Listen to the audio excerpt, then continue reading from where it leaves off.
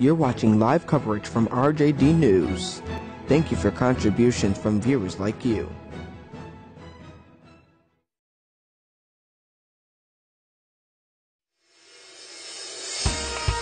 Next to the raging debate over abortion rights and new confusion about what's legal in certain states. This following an emotional vote yesterday by the Missouri House of Representatives to ban abortions after 8 weeks, on the heels of even stricter new measures in Alabama. Australia's incumbent Prime Minister claimed a surprise election victory on Saturday. And how good are Australians?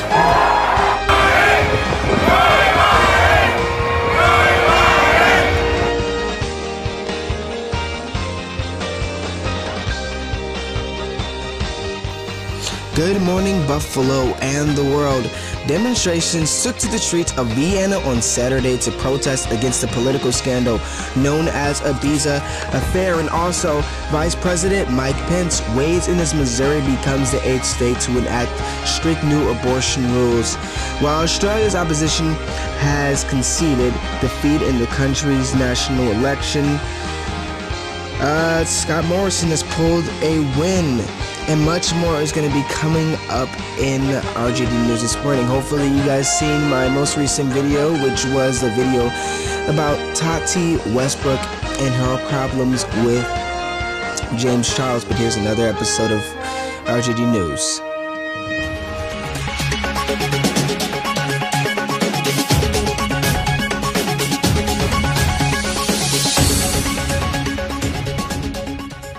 Vice President Mike Pence weighs in as Missouri becomes the 8th state to enact strict new abortion rules, while confusion and fear sets in at women's health centers and Planned Parenthoods across those states. Today, as more states dial back abortion rights, the Vice President himself addressed the issue in a commencement speech. I couldn't be more proud to be part of an administration that has stood strong, stood without apology, for the sanctity of human life. On Friday, Missouri became the 8th state this year to enact strict new restrictions on abortion. Other states may soon follow suit. Even before some of those new laws take effect, there is now confusion and fear at women's health centers in these states. We actually have had many people calling saying, are you all open? Are you still seeing patients? Is abortion now illegal? The backers of these bills hope to test the issue in court, challenging the constitutional right established by the landmark Roe v. Wade decision. There's going to be challenges to this. You all know this all started in 1973. There's going to be court challenge to this issue throughout the years to come. The other side is not going to give up without a fight. The debate comes down to the philosophical question of when exactly human life begins and whether that should limit the rights of pregnant women over their own bodies. Missouri and Alabama offer no exception for rape and incest. In both states, doctors who perform abortions could go to jail. I will not violate the law, but what I do know is that there are people who will need abortion care, whether it is legal or illegal.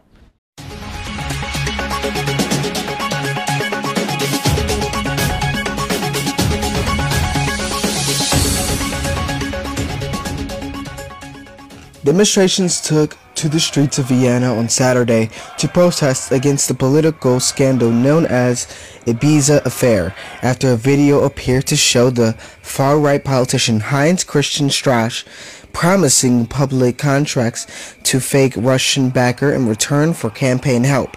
This led to his resignation on Saturday. He insisted that he did nothing wrong.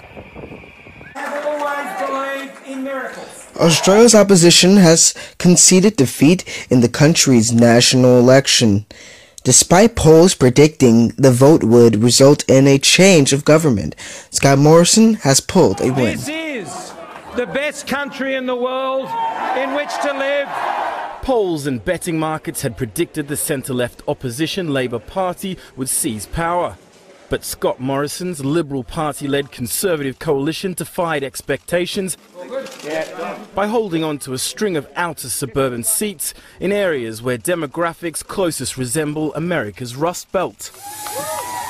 That blocked Labour's strongest path to victory, forcing Labour leader Bill Shorten to concede. We can't change the past, but my word, we can change the future. However, he said that would be a task for the next Labour leader, as he would now step down. His campaign had promised fairer taxes and to fight climate change. Polls show most Australians back stronger environmental action, while Morrison's coalition strongly supports the coal industry. On Saturday, he was confronted by an anti-coal protester. You need to keep coal in the ground. But while Morrison could shrug that off, elsewhere the climate change issue helped claim a high-profile scalp. Former Liberal Party Prime Minister Tony Abbott conceded he had lost his seat in Warringah to high-profile independent Zali Steggall, who won support with her calls for more action on climate change.